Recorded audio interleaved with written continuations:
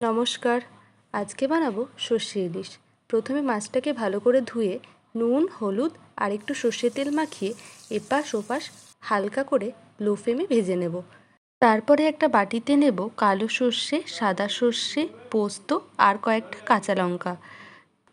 তারপর এগুলোকে সামান্য একটু সর্ষের তেল আর জল দিয়ে ভালো করে ব্লেন্ড করে নেব। ব্লেন্ড করার পর একটা ছাঁকনির সাহায্যে সর্ষের খোসাগুলো ছেঁকে আলাদা করে নিতে হবে। তারপর কড়াইয়ে তেল দিয়ে দেবো সামান্য একটু হলুদ, কালো জিরে আর কয়েকটা কাঁচা লঙ্কা। এগুলো একটু ভাজা ভাজা হয়ে গেলে দিয়ে দেবো বেটে রাখা সর্ষে।